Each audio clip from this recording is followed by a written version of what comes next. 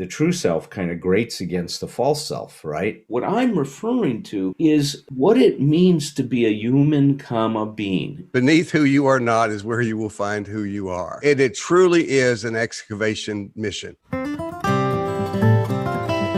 Bill Wilson, co-founder of Alcoholics Anonymous, wrote in 1952, "If we examine every disturbance we have, great or small, we will find at the root some unhealthy dependence and its consequent demand."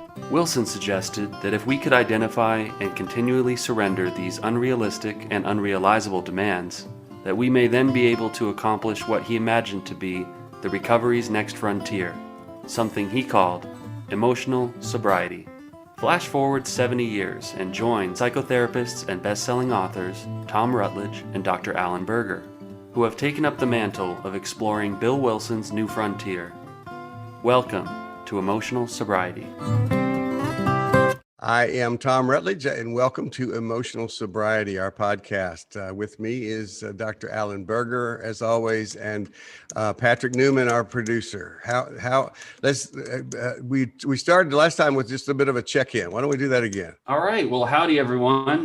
Broadcasting live from, or this is a taped, I guess, but from San Diego. But we're live. We are live right now. Yeah, we are live currently. I mean, knock on wood, right?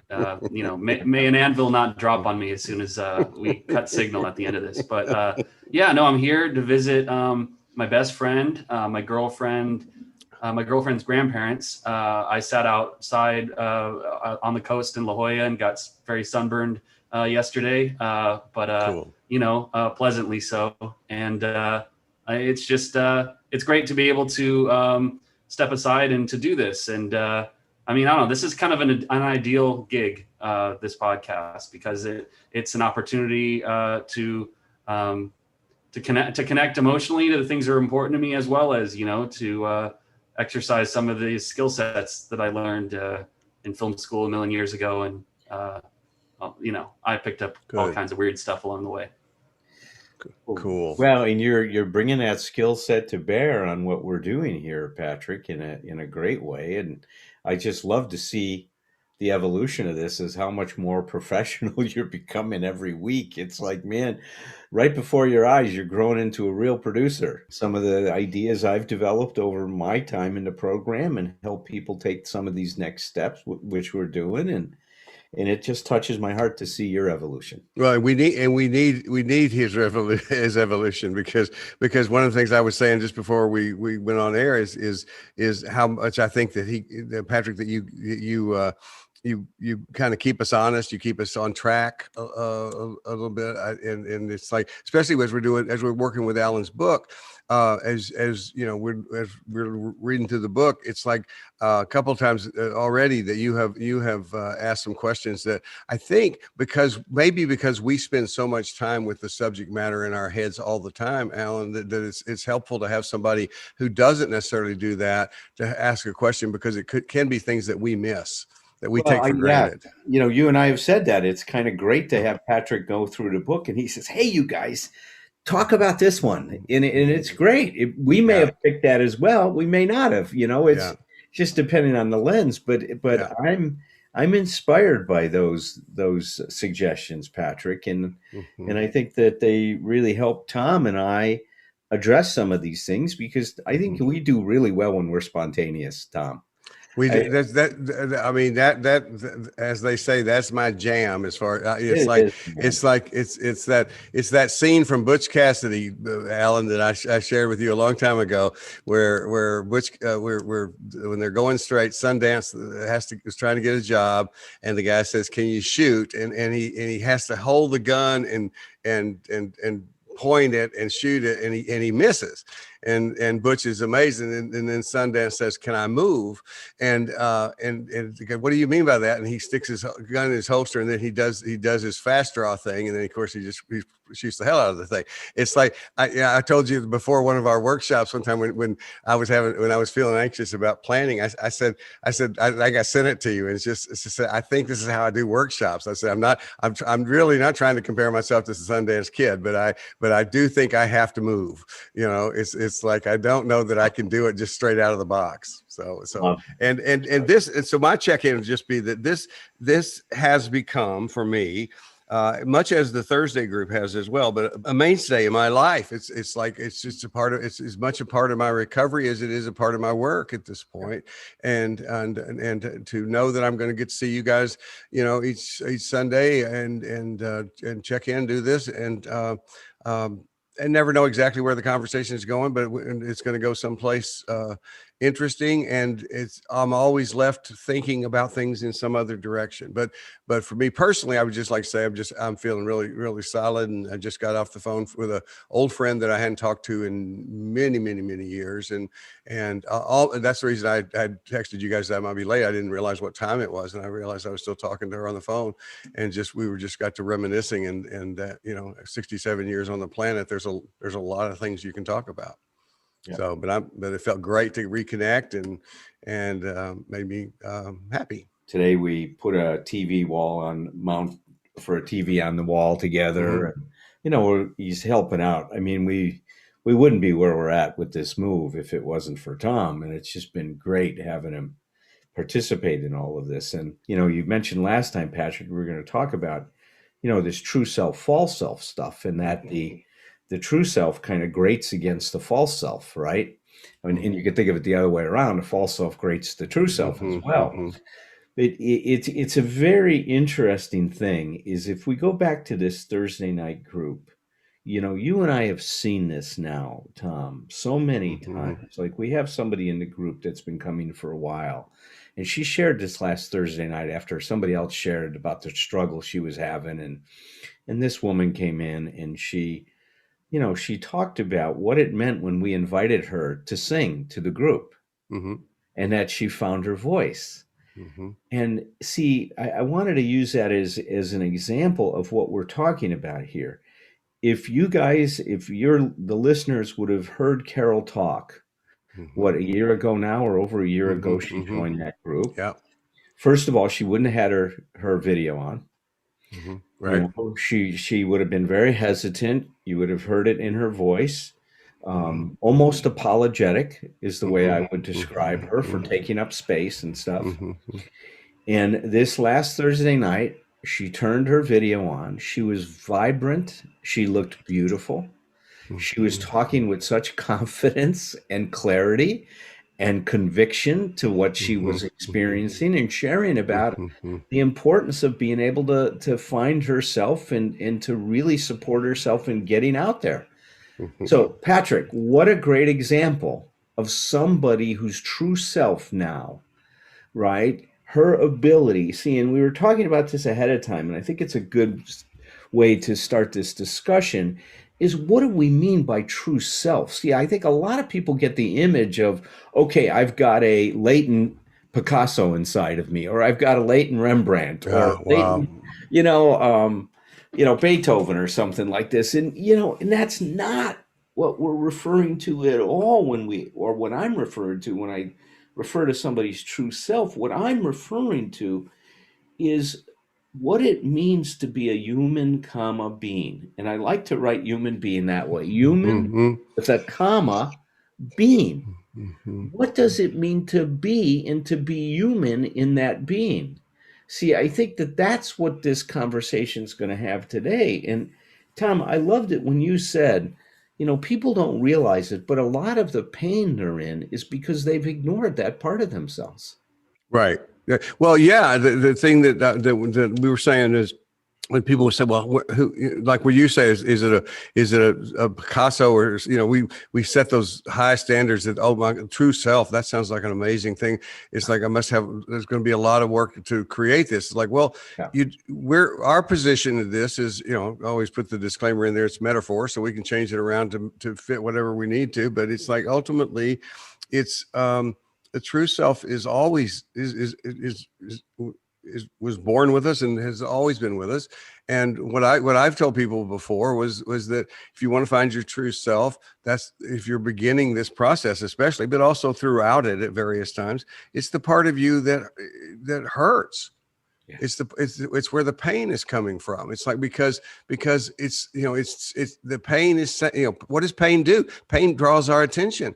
It's like if I have a headache, if I have my left arm starts to hurt and radiating pain down my left arm, I'm leaving the podcast immediately because I understand this is calling my attention and saying do something about this. It's like but we have learned so much out of our sense of discouragement and even hopelessness to try to hide from our own pain, try to ignore our own pain. But and it's a kind of a weird thing when you come in to see one of us individually, or you come to the group or whatever. Is like we're going right toward it. That talk about the nutshells. It's always move towards your demons. They take their power from your retreat. It's like if the more we run from it, the bigger the pain has to get. So we want to say, where does it hurt? It's like you go to the doctor. Where does it hurt? Let's go look at that. And that is where your true self is. It's where it starts. And if we tie emotional sobriety into this whole discussion, Patrick, one of the themes, and I think it's the major theme of emotional sobriety, is emotional freedom. Yes. Right. And if we talk about emotional freedom, we can only achieve emotional freedom by being centered in who we truly are.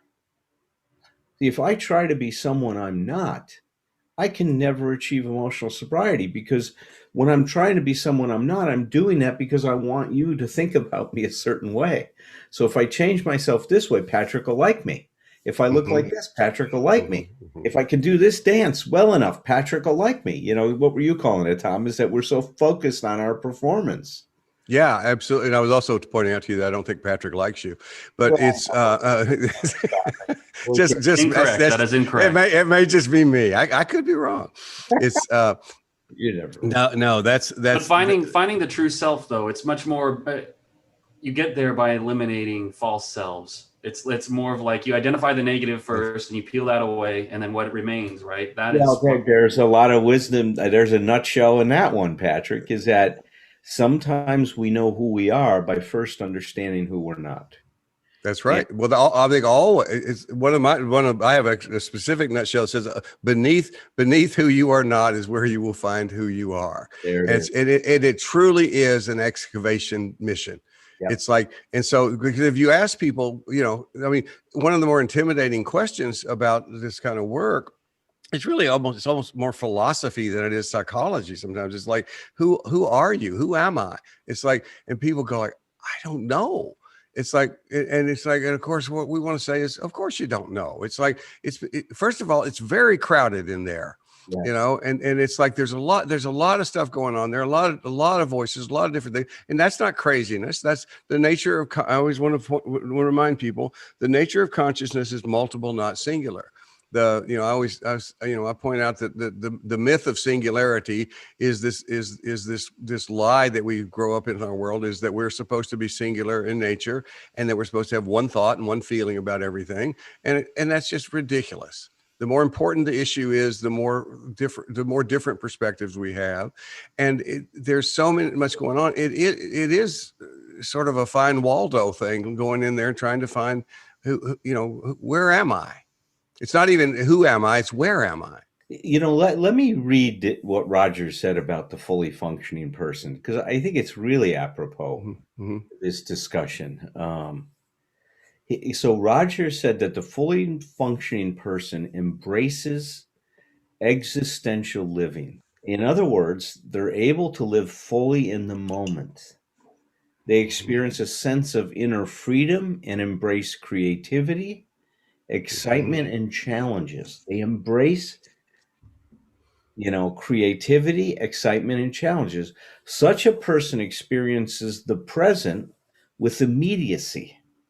He is able to live in his feelings and reactions of the moment, but he is not bound by the structure of his past learnings. But these are a present resource for him insofar as they relate to the experience of the moment. He lives freely, subjectively, in an existential confrontation of this moment in life. So the other ideas about it is that the fully functioning person has a certain flexibility, ability to be responsible, right? Being able to respond because we're not bound by these stereotypes, by being fixed in any way. So when you start to get this picture, is this is a person who's fully alive and engaged. And if they come across sadness, they cry.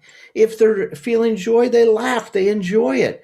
But life for that, when we're fully functioning, is filled with whatever it is. There's no supposed to be's. Mm-hmm. There's a total immersion in what is happening. And you Yes. think about like how wonderful that sounds, right? It's like, my God, I want that.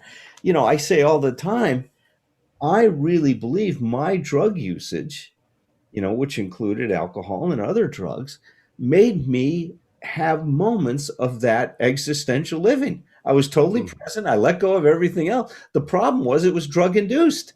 Mm-hmm. I couldn't sustain it after I got sober or after I got the drugs detoxed out of my system. I just wanted to make sure I jumped in and asked, have you guys achieved those moments of nirvana in recovery just through all this work you guys have been doing? I mean, I'm sure there have been moments where you guys are like, okay, I feel like I'm really engaged and I'm enjoying myself and I'm responsible, like you said.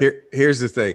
Alan, when you were describing that just then about the present tense stuff like that, I'm not, well, I won't say almost, there's a part of me that's uncomfortable saying that's because I don't, well, I'll just leave it there, is because you were describing my day today. It's like it's been a long time coming. It's not something, maybe there are places I've glimpsed it on the way, but I actually have those times in my life, and I understand, and I've learned a lot about not to attach to them because that's going to cut, those are going to come and go too. But today I was, I'm always talking about being out with my dog Lucas, and we're out there in the woods doing our thing. I was writing some, and we were just sitting there listening to music, and it was all in the moment. It was fine. I was happy. And it's like, there wasn't anything else but that. And it's like, when you described it, I was sitting there going, the voice in my head, who cusses a lot, says, fuck, man, that's what we were doing. And so, yeah, there is that, because that's one of the themes of questions you asked, Patrick, a lot, which is, just tell me there's payoff. Tell me the hard work pays off, and it's like it does. And you'll never see it coming when you don't see it coming. It's just when I heard the description, I said, yeah, I have some of that. Well, I've always figured, don't get so attached to the outcome. Be more of a process guy than an outcome guy, and it would be nice to have these big payoffs, but I think there's value in the doing, is my take on it so far. Well, that goes back to what I was going to say about what Alan was saying about those existential highs and moments, and that were drug induced.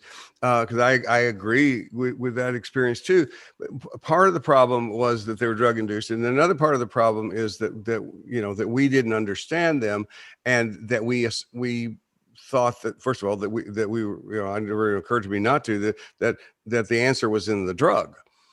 The truth is, when somebody does something that's drug induced, it puts you in touch with something, just the same as if you have a good, powerful therapy session. It puts you in touch with something that's in here. And it's like, so, and then the other thing is, and I don't know what makes us different from other people, but I do believe that the three of us and are actually neurologically in our brains, we are all addicts, and we are different because I talk to a lot of people who aren't addicts. We are different in how we relate to things that like this. And the thing about it is, one of the problems with that for me is there's that part of me that kicks in. Well, that if that feels good, then I must feel it all the time. I need more of it. I have to have it all the time. And that's not the nature of life. That's not the nature of being real and being, grounded in my true, honest self, is that I'm going to feel great all the time or totally enlightened all the time. I'm not. It's like, but that's what I wanted. That's why I kept drinking. That's why I kept drugging. Right on. And that was part of it. We wanted to capture part of life, but not all of life, right? It's Right. Yes. We were very selective. That's I right. don't feel good all the time. Well, We all want right, we're a good. la carte, please. Yeah. I'll eat from this side of the bar. Yeah, no, it's we fool ourselves with those things so much. And look, the other problem is that we live in a culture that does not encourage what we're talking about. You know, we are counterculture right here. We Mhm. are going against the grain, man. I mean, this is we are definitely going against the grain with this work. You know, the culture encourages to be focused on having. I mean, it's so interesting when I look at some of the history of the United States is how credit was actually created to help people buy things they couldn't afford Mhm. because they had the idea they had to have things to be okay. Mhm. And so if you don't have the money, it's okay. We're going to advance you credits because you need to have these things.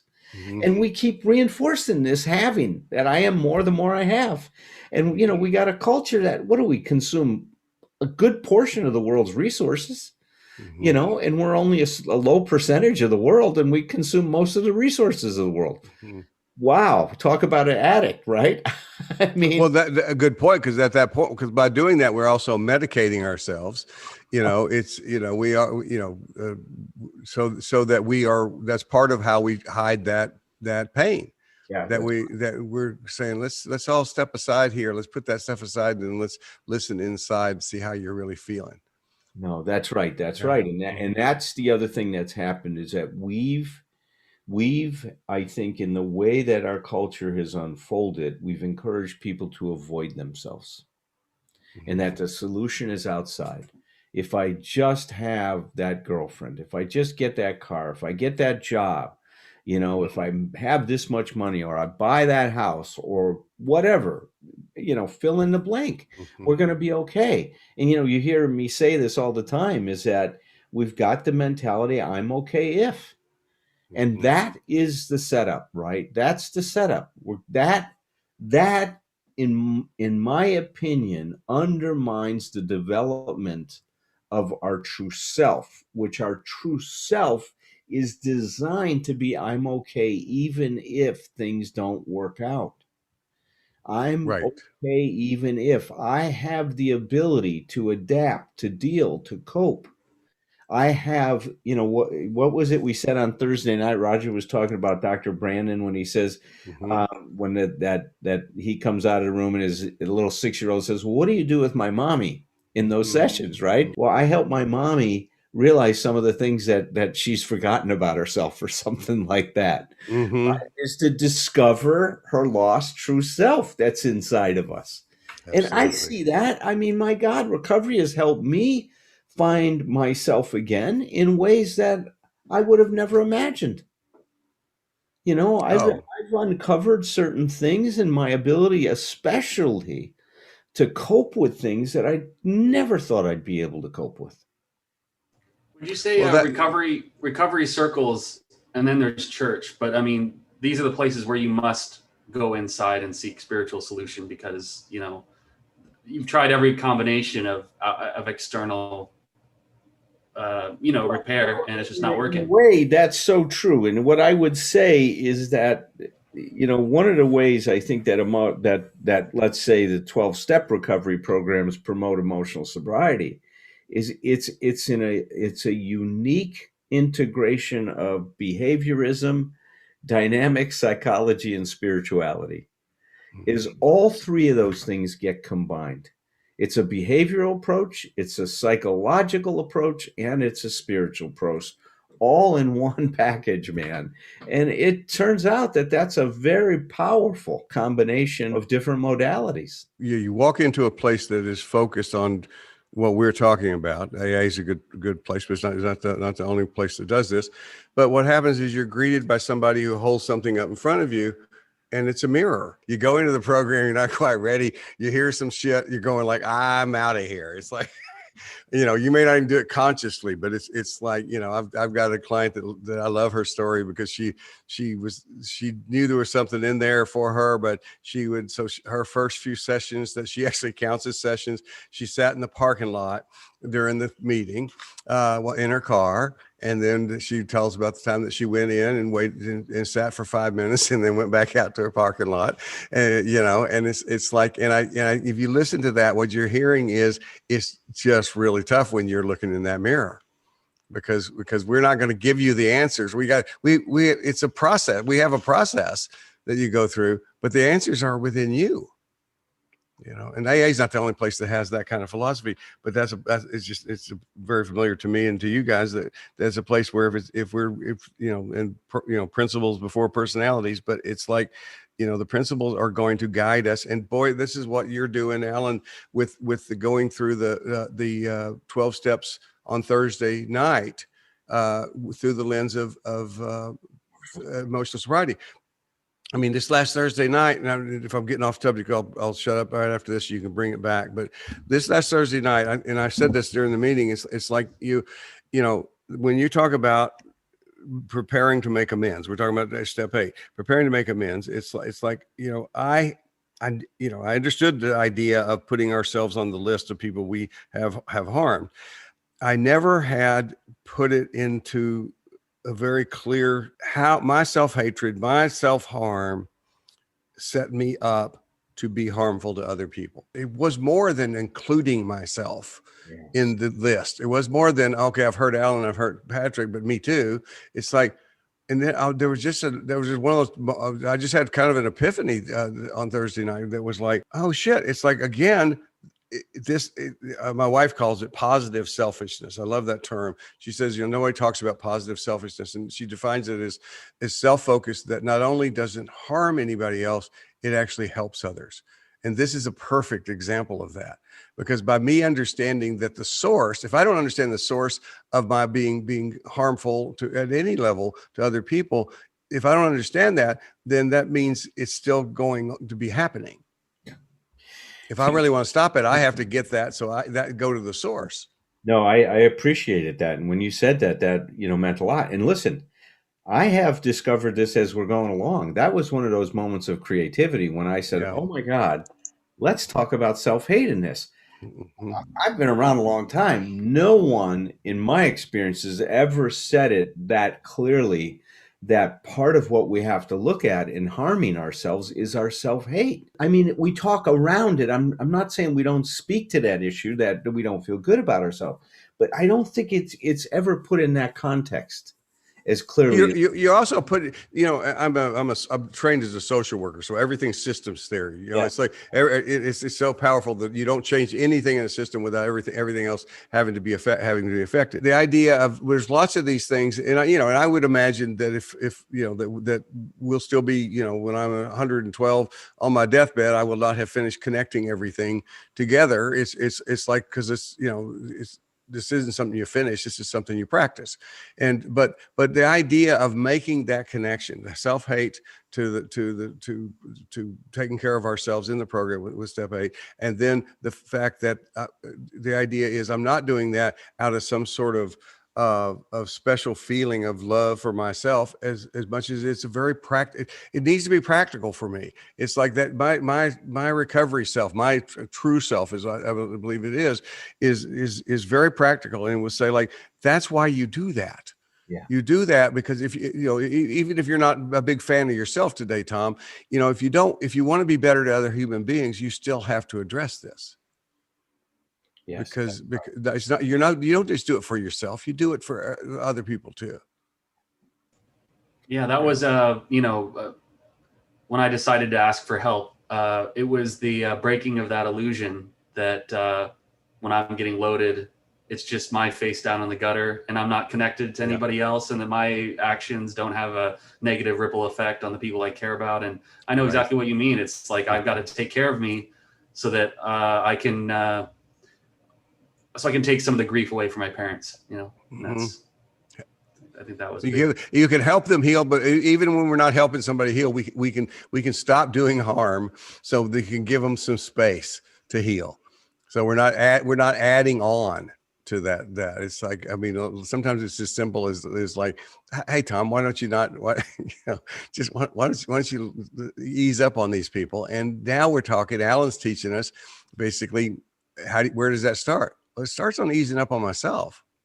Well, you know what I connected to that I want to bring into the meeting, and it's relevant here as we talk about, what is emotional sobriety and what is a true self. See, when I decided, and I don't mean because as kids we don't decide in the way we decide as adults.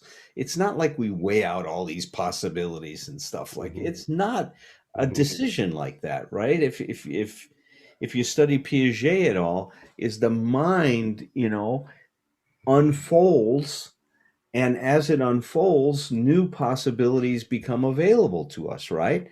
So when we make a decision early in life, we're making it not in the way we would make a decision today. So it's hard to think about how we make that decision because we're not thinking that way anymore. It's Right. hard to be of that mind anymore, right? It's like but there is a decision that's made that I have to be something other than I am to be okay. And you can hear it in some of the examples I gave about the parenting things, like the subtle, unintentional messages parents give that cause a child to say, "Oh, I'm not okay. I mean, I'm not okay. And that starts the self-hating process. I mean, it's so damn insidious and subtle. It's maddening, right, Tom? I mean, Yep. it's such a great reason to advocate conscious parenting. I swear to God, because if we can be aware of this stuff, maybe we can stop passing on some of these things as we do unintentionally. But what I was saying is that at that moment, I reject myself. Now I try to be something I'm not in order to get you to feel a certain way. It's my first attempt at trying to control my life and the outcomes in my life. And so, okay, so let me ask you this question in terms of your language with this. That's the genesis of false self. Yes. Okay. It starts at that particular moment. And now, and this idea obviously unfolds as our consciousness unfolds, is now I have to be something other than I am. And a child, it may just be, I can't be as whiny. I'm not okay if I'm a whiny kid, right? And they're not going to think about anything like, I've got to be this kind of a person to be okay. But it starts to lay down this Starts kind with negatives. It starts with what you can't. Yes. Yeah. When we talk about, yes, what I am that I shouldn't be, the shoulds begin there too. So the shoulds are very connected to the false self. Right on. The should Got demand it. start to come in. And that Yeah. it's so, and like I said, it's hard for us to imagine it. At what is a 4-year-old's or a 3-year-old's consciousness? Now look, and then we can even take this back, and there's a great book out now about God, I forgot the title of it, but it's by this he's a brilliant psychologist, and he talks about, your body keeps score. That's the title of the book. It's a number one Oh, bestseller. I know who you're talking about too. You know Though. what I'm talking Yeah. about. He's a Dutch guy. Yeah. He's Yeah. wonderful. Yeah. Yeah.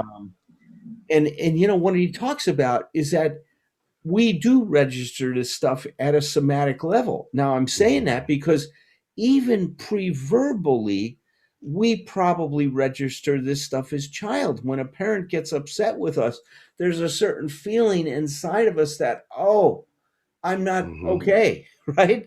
I'm not okay the way I am. And there's no words that are associated with that. That's a total body experience at that point in time.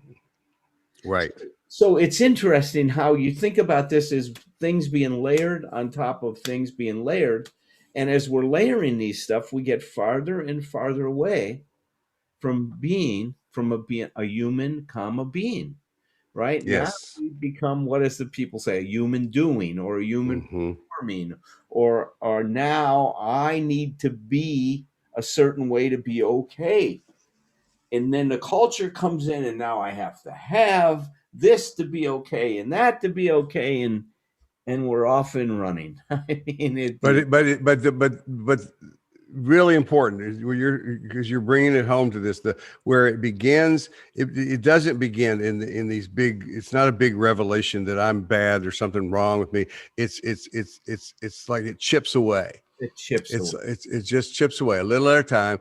And it's like, because one of the things that's been and we hear people talk about this in the Thursday group. Sometimes I hear that in therapy a bunch, and I identify with it, is because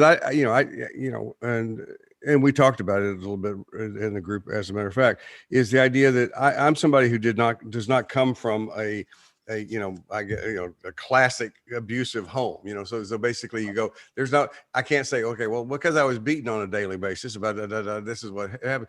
And so that creates a lot of confusion, and we have to be careful too, because I want people who are listening to understand that it's very also normal when you start talking about your family to remember we're not looking to lay blame on people. We're looking for explanation. We're looking to understand. It's like we're trying to, and the idea is we're trying to figure out how we learn these things, not, because that way it's the more we can understand how this happened, the better equipped we are to change it. Yes. It's like, and it's not just, this, my parents told me I was a piece of shit, so that's why I believe I'm a piece of shit. And what I was saying in my family, the verbal messages were all the opposite of that. They were all positive messages. And so I was very confused when I began therapy, because I thought, one more place I thought I didn't belong, because these other people had been horribly mistreated, but not me, until I stayed in therapy. And one of the things I always tell people, the longer you stay in therapy, the sicker your family gets. You sit there for a while and you go like, oh shit, that's not normal. I'm sorry, Patrick.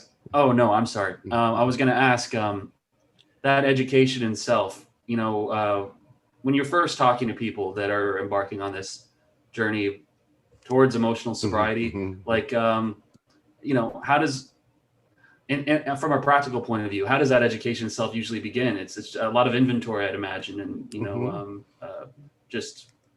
one of the things that actually, this is one of those things where, I've said for a long time, Alan, that since I've started working with you, I've had a new appreciation for the very first book I ever wrote, called Simple Truth, because I'm realizing more and more, looking at it through the lens of emotional sobriety, that a lot of it was there. And it's like, and one of the short chapter I have on family there it basically suggests the metaphor of, rather than making it about blame and all this other stuff, just think of your family as your alma mater. This is the school you went to learn.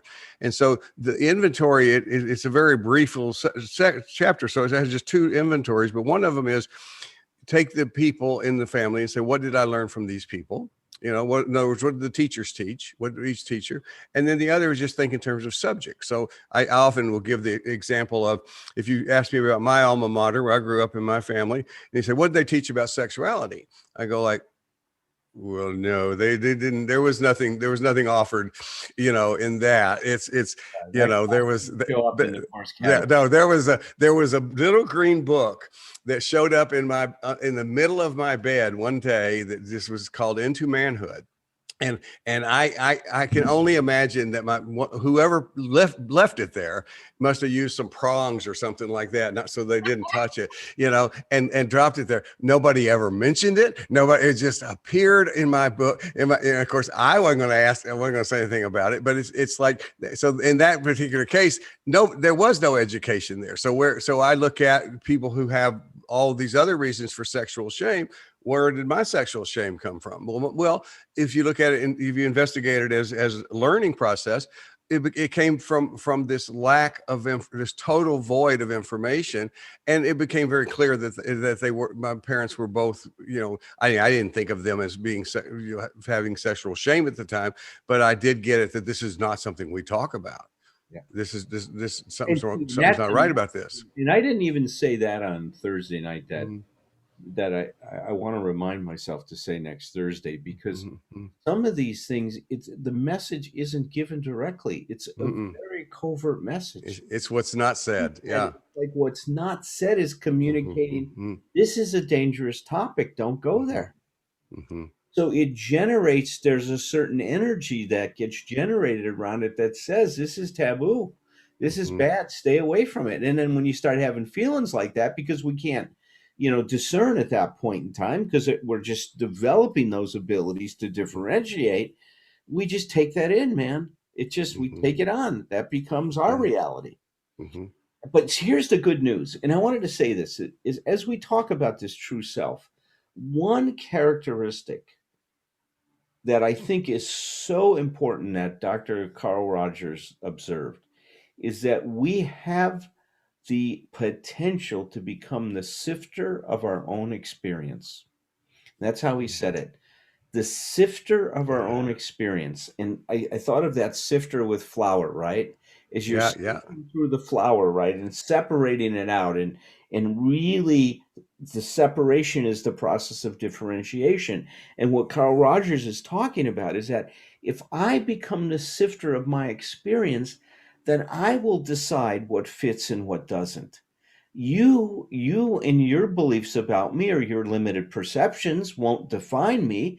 What's going to define me is I will sift through my experience. If you say, hey, I think you were wrong on that, Mhm. I'll sift through my experience. I won't go outright and say, well, nonsense. I won't have to get defensive, because at the end I know I'm the sifter of my own experience. I can weigh through that Mhm. your feedback and decide if it fits or if it doesn't. And if it doesn't, I can say, wow, I can see you're upset with me, but I don't see my part in this yet. And maybe maybe I don't have a I part in love this. it. I want to talk to you more about it. So it would be that I would be talking to you from a undefended position. There's It's nothing to defend. yeah.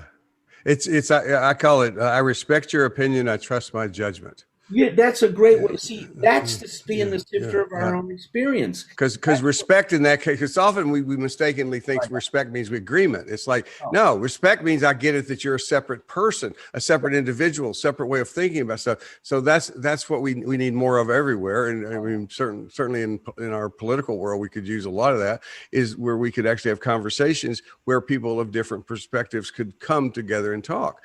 And it's like what you're saying there is so important, because, and again, the message you're bringing with your book, for instance, and let me say this with a true false to it, so you can be sure I'm getting it. It's like, is that as I'd like the point we're making today, that basically, if you're discovering all these versions of false self inside of you, you're making progress. This is not a bad thing. It's like, even though it can be a very distressing thing, it's like this, we're going to do this excavation. We're going to dig in here and we're going to find that. But I promise you that pain is coming from your true self. And one of the things we're trying to do is then deliver messages that have never been delivered to that true self. And one of them is just simply that what you're saying from Rogers is you can be the sifter of your own experience. And it's like, and one of the reasons that people don't do it is because it never came up. Right. That's right. We just got the criticism on the tail end, but no instruction. See, that's the other thing. We don't get instruction. I think some of us also need to get like sifter repairs. We must agree with the other person in terms of what the reality is. And there's this mistaken, I'm working with this one family, and it became so apparent that for them, they defined togetherness as agreement. Mm. Wow. There's no room for difference in that family. When people have a different experience, it's no, that's not what happened. This is what happened. And if the other person doesn't cave in and give up their reality for the group think right on it, they're Mm-hmm. terrible, they're bad. You've got a borderline personality disorder or whatever. I mean, they get labeled in all this pressure to conform with the group think, and there's Mm-hmm. no room. And some families do not make much room at all for individuality. Some families fall out of the other side of the bed. They're so damn independent and they're so much into their individual selves, they have no idea what togetherness looks like. Right. Meaning you can fall out of one side of that bed or the other. There's no question about it. But you know what? The good news about emotional sobriety for me is if we keep coming back to freedom, all of this stuff, any experience I have, as we've talked about, can be grist for that mill, that personal growth mill, to help me become what I can be. And that's why I think that another great thing about what we're talking about is we can learn from any experience we've had. Mm-hmm. That's the other thing, that what we're capable of is being able to have a incredibly traumatic experience and sift through it and take from it that which will grow us and let go of the rest. And I Right. like when Tom says that, to me, that's the process of going from victim to person, right? Right, right. It's not what happens to me. It's what I do. It's how I respond to what happens to me. And if we're learning, then we're succeeding. Does that seem too simplified? No, I think that's the essence of success is, Yeah, it's you're yeah, absorbing something and then right. integrating. Well, and it goes back to that the term we've used from the beginning of our other podcast. Start right here was the positive opportunism. That's It's right. like, if we see, and that's the thing. If we see, because what you're also describing is that we learn something that, at least from our perspective, and where we're choosing to come from, we need to own that we're choosing to come from this perspective, is that it's all about becoming something, and so it does have that sense of, I'm all, so it's my true self. Something, is it the Picasso I have not even begun? It's like, well, no, it's like, this is about who we are now. And this is the piece we also talked about recently, which is that emotional sobriety, the freedom, and I would add to that the peace that comes with that. And that doesn't mean agreement and everything has to be hunky dory. Peace comes with acceptance, and I've been reading more Nathaniel Branden since you and Roger talk about him so much, and he just does such a beautiful job, as you guys both have too, of making clear that it's important for us to understand that accepting ourselves does not mean that everything is just fine and nothing has to ever change. Right. It doesn't mean that at all. It just means in the present, I am good. I am fine the way I am. This is where I am right now, and I am acceptable. And it doesn't mean we like it. It doesn't mean we don't like it. It just means nothing more than what it actually says. Where I am, and I start from here, and I want to improve. That's not a rejection of myself. I'm not improving because I'm rejecting myself. I'm improving because I want to improve. Well, I use the simple and kind of goofy metaphor of just geography. It's like, the truth is, if I want to go see you right now, if I want to travel to Philadelphia or outside of Philadelphia where you are, it's like, okay, I can do that. But if I want to get a map, what I have to do, and we don't think about this, I have to know where I am. Yes, that's right. In order to get there. Okay. If I map my plan by where Patrick is, then I've got to plan how to get there from California.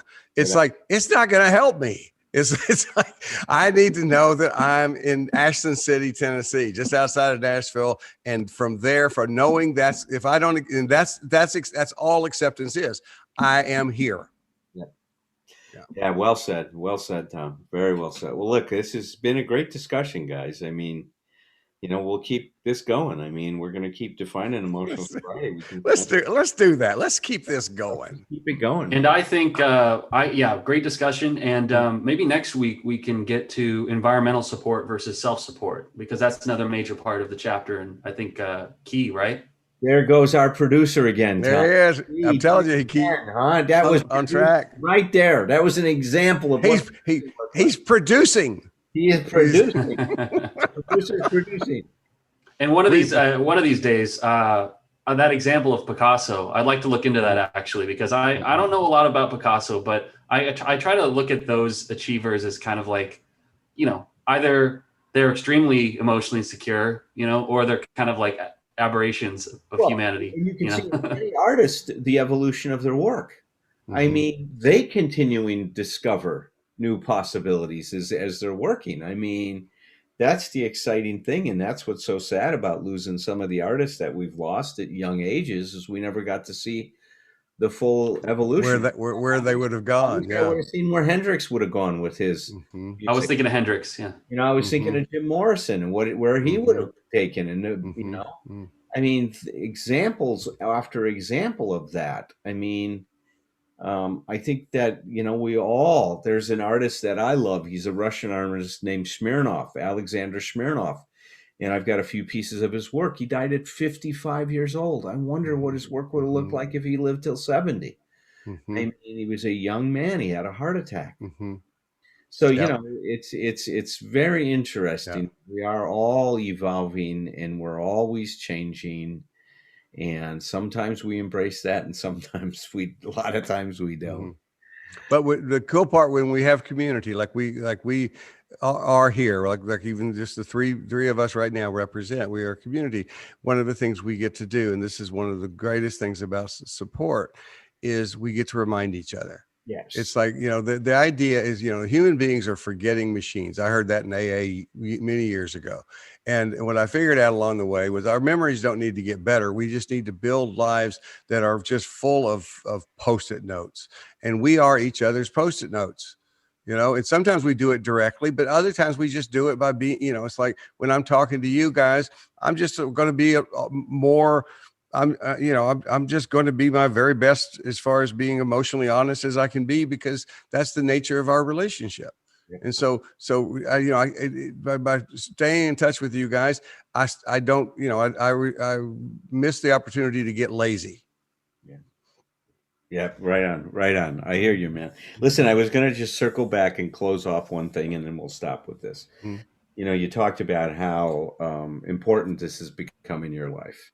And, I've been having a lot of these great moments with Tom where we just sit around and talk and connect on things. And, he was just telling me so important to have a purpose in his life is that he gets up, and even coming out and helping me has been so meaningful for him because it gives him something to serve that's outside of himself. And I was thinking that is one of the things that these podcasts and the Thursday night have given you and I, Tom, is a Absolutely. chance to serve people. We're not being Yeah. paid. In fact, we're paying a lot of Mm-hmm. times for this. Mm-hmm. And Mm-hmm. we're giving something back that's bigger than you and I. Yeah. We're helping people understand a dynamic called emotional sobriety that changes people's lives. And you and I have gotten to witness it firsthand this last year. Mm-hmm.